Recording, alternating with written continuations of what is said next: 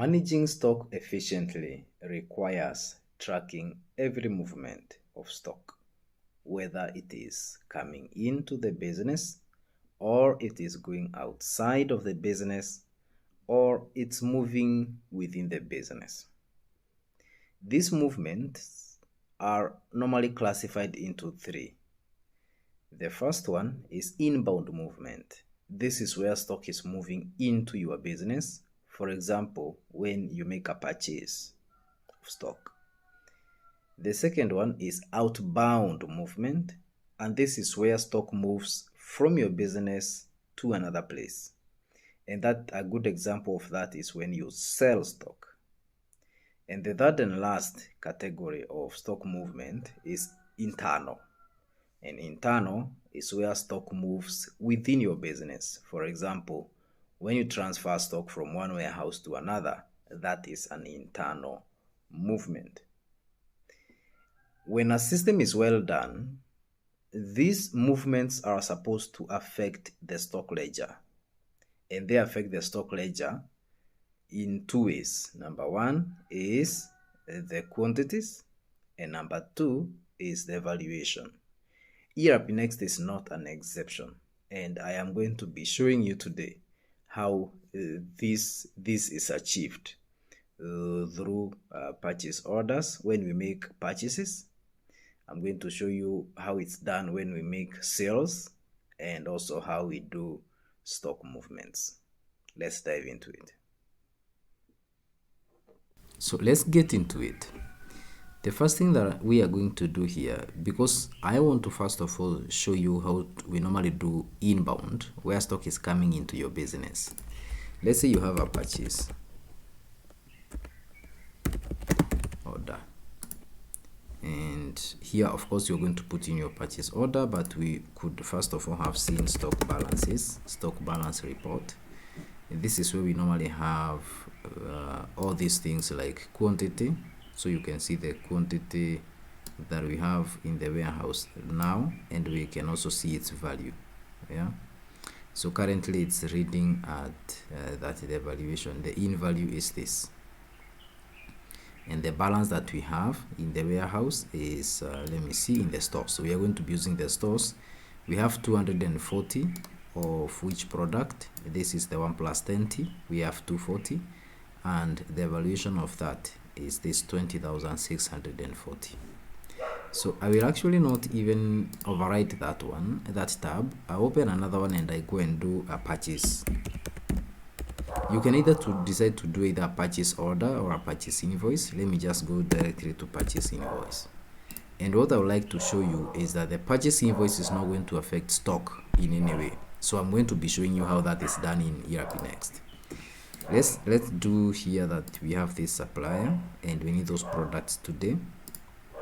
And here our product of interest is this one. We want to do 7 of them because we want this. It's now 240. We wanted to get to 247. I did a weird number so that we can get that.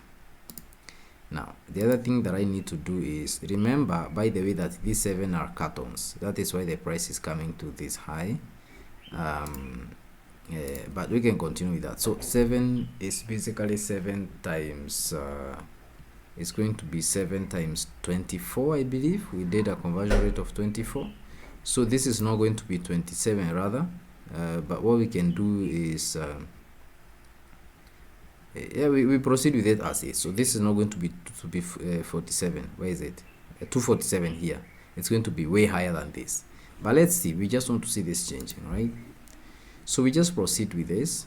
I go and save it, and then this is what?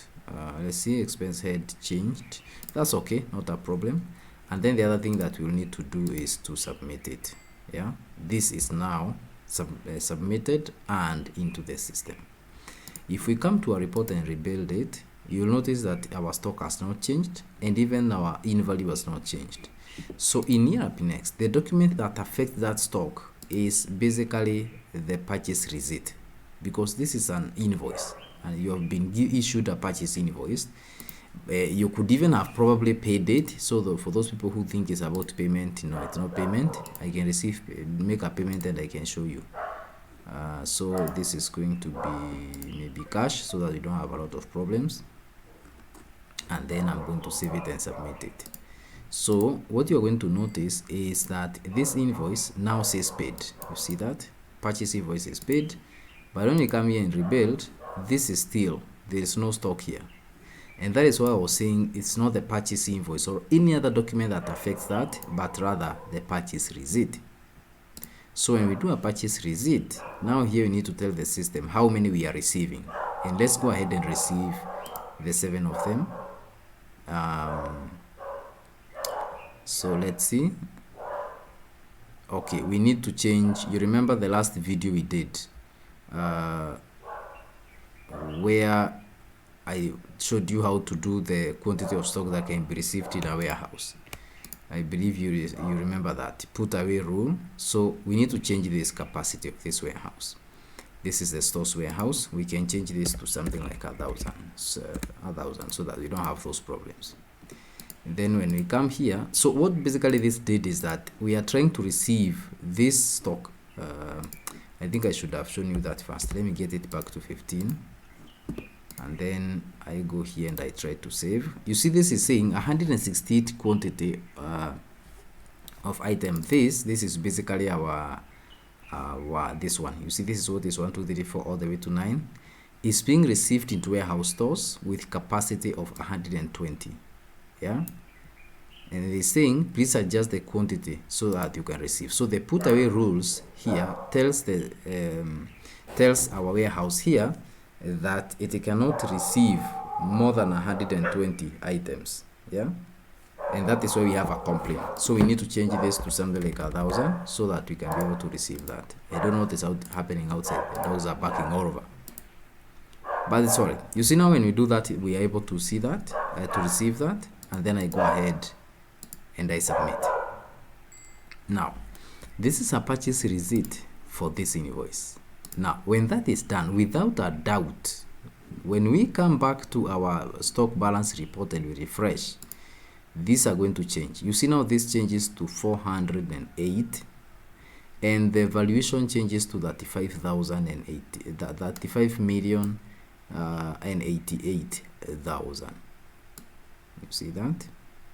And this is what I was telling you. So that is how inbound stock is normally done. How about outbound stock? Outbound stock, sorry about that, I have to close something here so that we don't have to keep those getting those pop-ups.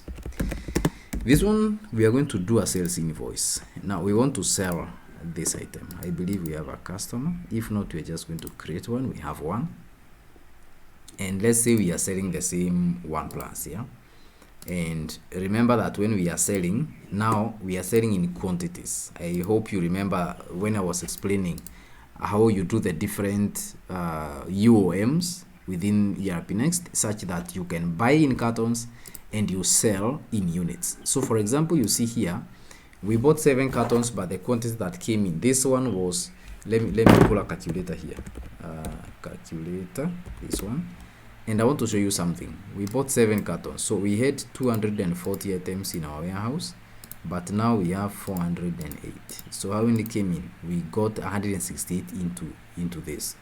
So I want to clear this, or I can even proceed with it as that.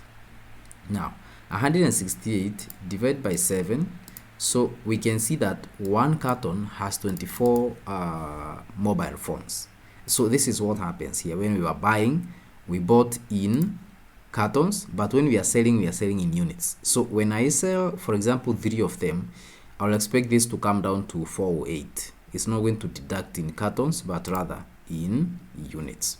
So let's go ahead and do that. We are going to sell 3, and this is the rate, and then I'm going to save it and go ahead and submit it. Now again, when that is done, that does not affect the stock. Even if I receive a payment here, so for example, I have sold and I have been paid, again I've been paid in cash. I'm basically selecting cash here because it will not allow, need me to enter so many other things here like transaction IDs and those things like those. So when I submit that, my sales invoice becomes paid. But even when it is paid, when I rebuild this, you see this still remains at 4.8. because the system assumes that even if you have been paid, you have not actually issued the mobile phone. So the thing to show that you have issued the mobile phone is the delivery note. So you need to create the D note, and then you specify how many you are giving. The customer bought 3, so we give 3, and then we go ahead and submit it. When we do that now, pay attention to this and also pay attention to this. When I rebuild, this now becomes 405 that has been deducted, and the out value, I didn't show you the out value. This is now 258,000. So that is how we do the outbound stock movement. How about the internal?